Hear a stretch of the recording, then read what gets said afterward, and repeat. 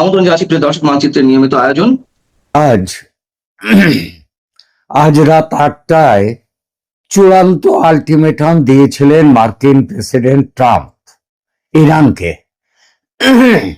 বলেছিলেন, হরমুজ প্রণালী উন্মুক্ত করে দাও, নইলে তৈরি থাকো প্রস্তর যুগে ফিরে যাওয়ার জন্য। কিন্তু শেষমেশ প্রস্তর যুগে ইরানকে পাঠাতে পারলেন না ট্রাম্প। তার জায়গায় ঘোষণা করলেন আর এক দফা যুদ্ধবিরতি। এটা তার 3 নম্বর না 4 নম্বর না 5 নম্বর যুদ্ধবিরতি, সেটা বলতে গেলে হিসেব করে বলতে হবে। কারণ হুমকি দেয়া আর পিছিয়ে আসা, এটা হচ্ছে ট্রাম্পের কুখ্যাত যে ম্যাডম্যান থিওরি, সেই থিওরির অঙ্গ। মুদ্রা কথা, আরো একবার যুদ্ধবিরতির ঘোষণা দিলেন ট্রাম্প, এবার 2 সপ্তাহের জন্য। এখন প্রশ্ন, এবারের এই বিরতি কেন, কে কি পেল, আর কে কি এই বিরতির আড়ালে নিজেদের দুর্বলতা লুকোলো। নমস্কার, খবরের অন্তরালের খবর নিয়ে ক্যালকাটা ডায়ালগস থেকে মনোজ দাস। আজকের প্রশ্নটা খুব সোজা, কিন্তু উত্তরটা মোটেও সোজা নয়। পাকিস্তান আর চীনের 5 দফা প্রস্তাবের ভেতরে আসলে শান্তির ভাষা ছিল, নাকি বড় শক্তিগুলোর আলাদা আলাদা কৌশলগত খেলা লুকোনো ছিল, সেটা দেখব এখনকার আলোচনায়। কারণ একদিকে ট্রাম্প ইরানকে হরমুজ প্রণালী খুলে দিতে আলটিমেটাম দিয়েছেন এবং ভয়াবহ হামলার হুমকিও দিয়েছেন। আবার অন্যদিকে পাকিস্তানের অনুরোধের পর এবং চীনের ব্যাকডোর হস্তক্ষেপের পর 2 সপ্তাহের জন্য হামলা স্থগিত করতে রাজি হয়েছেন আর বলেছেন যে ইরানের 10 দফা প্রস্তাব চূড়ান্ত আলোচনার জন্য কার্যকর ভিত্তি হতে পারে। অথচ গত কয়েকদিন ধরে তিনি সমানে বলে আসছেন ইরানের 10 দফা প্রস্তাব মানা যায় না, ওটা বাজে কাগজের ঝুড়িতে ফেলে দিয়েছেন তিনি। এর মানে বাইরে যা দেখা যাচ্ছে সেটা যুদ্ধবিরতি, কিন্তু ভেতরে চলছে আমেরিকার সময় কেনা, চাপ ধরে রাখা, মুখ রক্ষার চেষ্টা আর নতুন শক্তির ভারসাম্য তৈরির লড়াই। যুদ্ধবিরতির জন্য পাকিস্তান ও চীনের 5 দফায় কি বলা আছে সেটা প্রথমে মনে রাখুন। সেখানে বলা আছে, অবিলম্বে যুদ্ধ বন্ধ, 1 আঞ্চলিক সার্বভৌমত্ব ইরানের সেটা নিশ্চিত করা, নিরাপত্তা নিশ্চিত করা, 3 বেসামরিক লক্ষ্যবস্তুতে হামলা বন্ধ, এবং 4 হরমুজে নৌ চলাচল নিরাপদ রাখা, এবং জাতিসংঘ 5 নম্বর জাতিসংঘ সনদের ভিত্তিতে বড় ধরনের শান্তি কাঠামো গড়া, যেখানে বেসামরিক স্থাপনা আক্রমণের লক্ষ্যবস্তু হবে না। কাগজে কলমে এগুলো খুব নিরপেক্ষ শোনালেও বাস্তবে এই ভাষার মধ্যে এমন এক ধরনের অস্পষ্টতা, সবার জন্য গ্রহণযোগ্য অস্পষ্টতা রাখা হয়েছে, যাতে কেউই প্রকাশ্যে হার মানছে না, কিন্তু সবাই কিছু না কিছু লাভ তুলতে পারছে, আবার সবাই কিছু না কিছু ক্ষতিও হচ্ছে, আবার ওই যে ক্ষতি হারাচ্ছে সেটা। আর ঠিক এই জায়গাটাই পুরো গল্পের কেন্দ্র। প্রথমে দেখি কে কি পেল। চীন এই প্রস্তাবের ভেতর দিয়ে প্রথমত হরমুজ প্রণালীর নিরাপত্তা চাইছে, কারণ উপসাগরীয় অস্থিরতা জ্বালানি সরবরাহকে আঘাত করে, আর সেই আঘাত সরাসরি বৈশ্বিক বাজারের সঙ্গে চীনের অর্থনৈতিক স্বার্থেও আঘাত লাগে। দ্বিতীয়ত, বেজিং নিজেকে এমন এক মধ্যস্থতাকারী হিসেবে তুলে ধরতে চাইছে যে আমেরিকার মতো শুধু সামরিক ভাষায় কথা বলে না, বরং সংকট ঠান্ডা করতে পারে মাথা ঠান্ডা রেখে। ফলে মধ্যপ্রাচ্যে তার কূটনৈতিক প্রভাব কিন্তু বাড়বে। অর্থাৎ চীন যা পেল তা শুধু যুদ্ধবিরতির কৃতিত্ব নয়, বরং শান্তির ভাষা ব্যবহার করে নিজের ভূকৌশলগত ও জ্বালানি নিরাপত্তার জায়গা আরো পাকাপোক্ত করে ফেলল। পাকিস্তানের লাভ সেটাও কম নয়, কারণ এই যুদ্ধ দীর্ঘ হলে পাকিস্তানের সীমান্ত নিরাপত্তা, জ্বালানি ব্যয় এবং আঞ্চলিক অবস্থান সবকিছুর ওপর চাপ বাড়ত। কিন্তু শুধু ঝুঁকি কমানোই না, ইসলামাবাদ এখন নিজেকে এমন এক দরকারি খেলোয়াড় হিসেবে তুলে ধরতে চাইছে বিশ্বের কাছে, যার ফোন ধরতে হয় ওয়াশিংটনকে, আর যার মাটিতেই যুক্তরাষ্ট্র ইরান আলোচনায় বসতে পারে। খবরে প্রকাশ, পরবর্তী যুদ্ধ বন্ধের আলোচনা ইসলামাবাদে খুব শীঘ্র শুরু হতে চলেছে। সহজ করে বললে, পাকিস্তান এই সংকটকে হুমকি থেকে কূটনৈতিক সম্পদে বদলানোর চেষ্টা করছে। আমেরিকা কি পেল?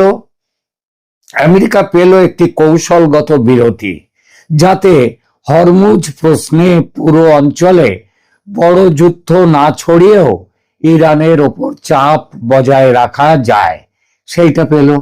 ট্রাম্প প্রকাশ্যে বলেছেন সামরিক লক্ষ্য তার পূরণ হয়েছে এবং দীর্ঘমেয়াদী শান্তির দিকে অগ্রগতি হচ্ছে।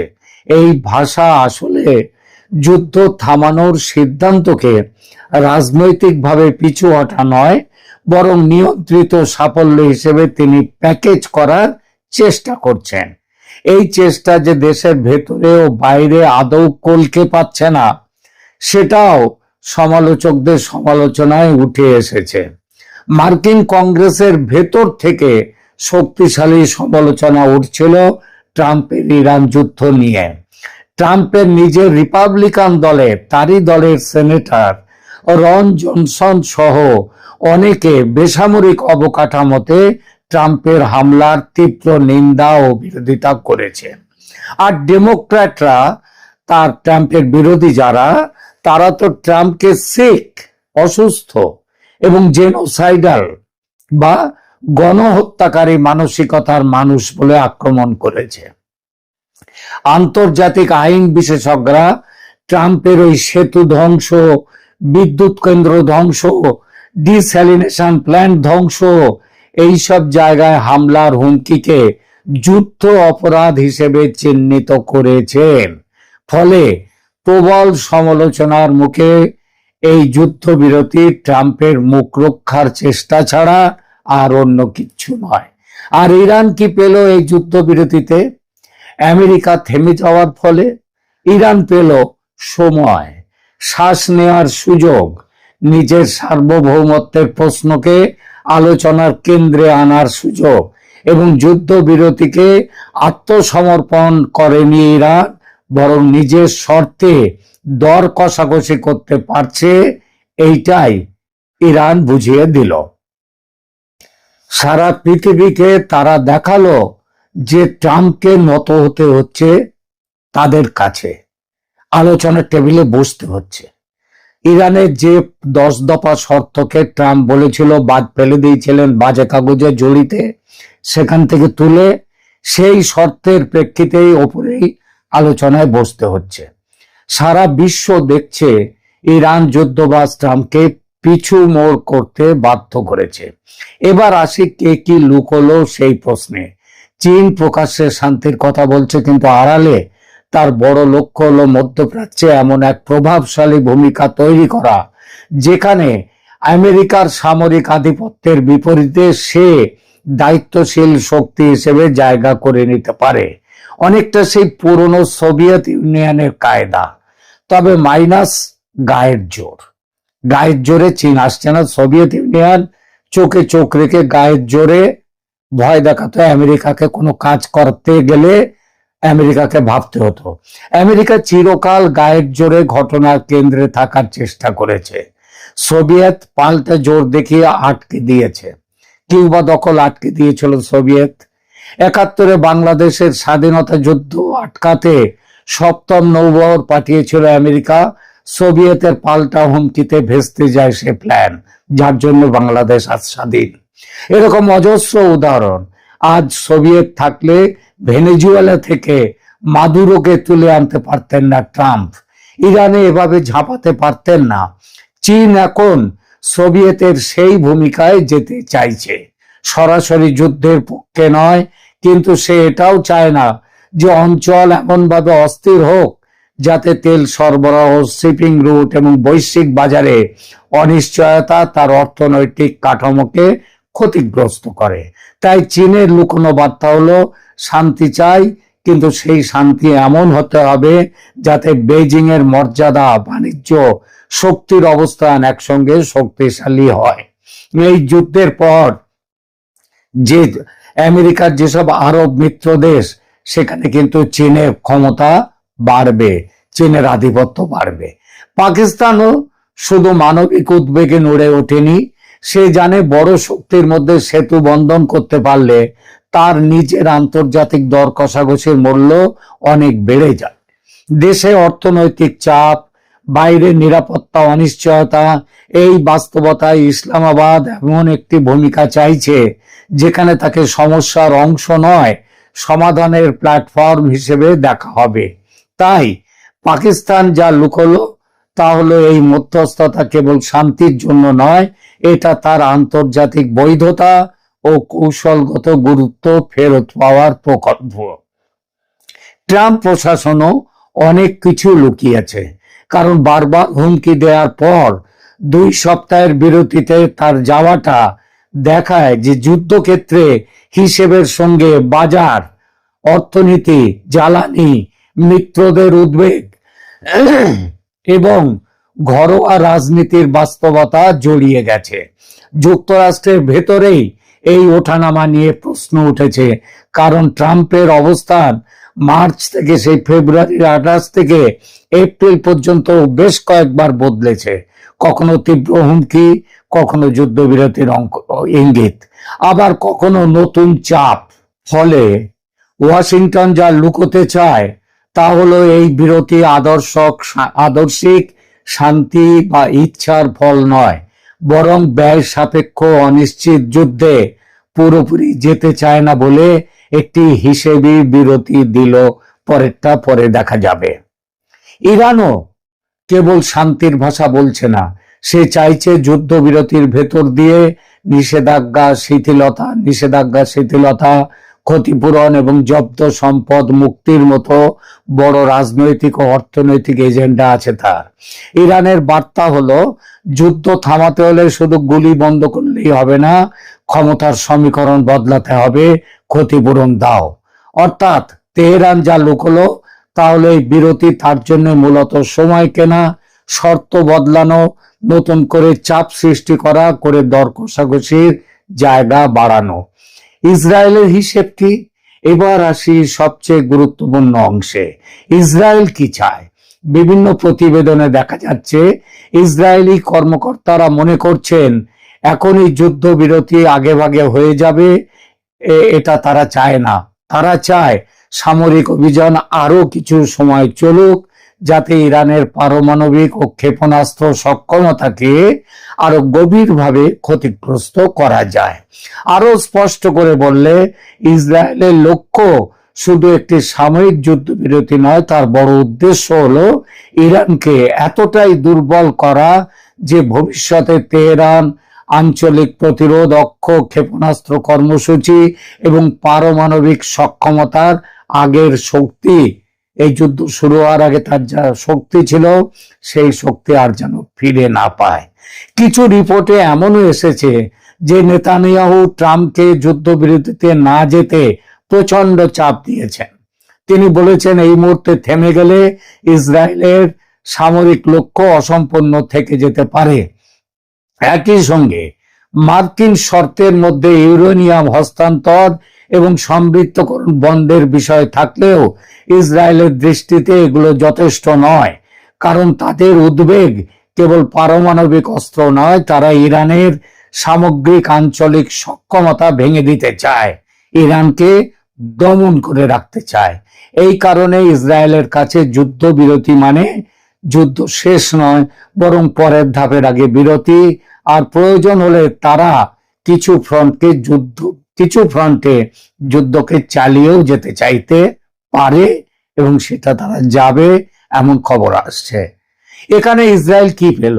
একদিকে যুক্তরাষ্ট্র এখনো ইরানের উপর চাপ ধরে রেখেছে, ইউরেনিয়াম ও সমৃদ্ধকরণ প্রশ্নকে আলোচনার কেন্দ্রে রেখেছে এবং সামরিক বিকল্প পুরোপুরি সরিয়ে দেয়নি। কিন্তু কি পেল না? পেল না নিশ্চিতভাবে সেই দীর্ঘযুদ্ধ, যা ইসরায়েলের মতে ইরানের শাসন ব্যবস্থাকে আরো গভীরভাবে নাড়িয়ে দিতে পারে।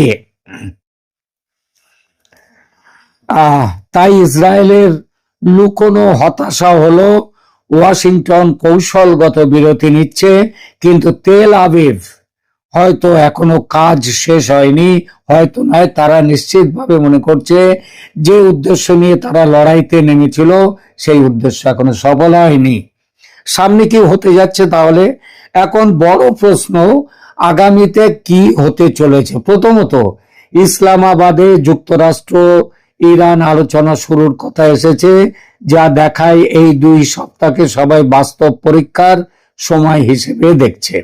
দ্বিতীয়ত, এই বিরতি টেকসই হবে কি না তা অনেকটাই নির্ভর করছে হরমুজ প্রণালী কতটা নিরাপদভাবে খোলা থাকে, ইরানের 10 দফা প্রস্তাবের কোন অংশগুলো আলোচনায় জায়গা পায় এবং ওয়াশিংটন তার চাপের রাজনীতিকে সামরিক হুমকি থেকে রাজনৈতিক সমঝোতায় কতটা রূপান্তর করতে পারে তার উপর। তৃতীয়ত, ইসরায়েল এই প্রক্রিয়াকে পুরোপুরি নিজের কৌশলের সঙ্গে না মেলাতে পারলে যুক্তরাষ্ট্র ইসরায়েলের মধ্যেও কত দূর যাওয়া হবে প্রশ্নে মত পার্থক্য বাড়তে পারে এবং বাড়বে। চতুর্থত, ইরান যদি এই বিরতিকে ব্যবহার করে শর্ত কঠোর করে আর আমেরিকা যদি এটাকে ব্যবহার করে নতুন চাপের কাঠামো তৈরি করে, তাহলে 2 সপ্তাহ পরে আবারও হুমকি, আবার যুদ্ধবিরতি, নানা রকম প্রস্তাব এই চক্রাকারে ফিরে আসতে পারে। আর সবচেয়ে বাস্তবসম্মত পূর্বাভাস হলো এটা চূড়ান্ত শান্তি নয়, বরং একটি সাময়িক জমাট বাঁধা বিরতি, যেখানে চীন চায় স্থিতি, পাকিস্তান চায় আন্তর্জাতিক ভূমিকা, আমেরিকা চায় নিয়ন্ত্রিত চাপ, আর ইরান চায় দর কষাকষির জায়গা, আর ইসরায়েল চায় অসমাপ্ত সামরিক লক্ষ্য পূরণের জন্য সময়টাকে সেও কাজে লাগাবে। সুতরাং আজ যা যুদ্ধবিরতি বলে দেখা যাচ্ছে তা আসলে শান্তির চুক্তি নয়, এটা হলো 5 পক্ষের 5 রকম স্বার্থকে অস্থায়ীভাবে এক টেবিলে বসিয়ে রাখা।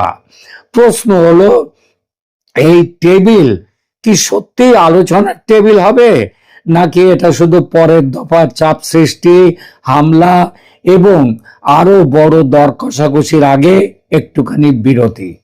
আর মধ্যপ্রাচ্যের ইতিহাস বলছে এখানে যুদ্ধ থামা আর যুদ্ধ শেষ হয়ে যাওয়া দুটোই এক কথা নয়। তবে শেষ বিচারে দাঁড়িপাল্লায় চাপালে আমেরিকার এই 2 সপ্তাহের যুদ্ধ বিরতিতে লাভের পাল্লা যত না আমেরিকার দিকে, তার থেকে অনেক বেশি ইরানের দিকে।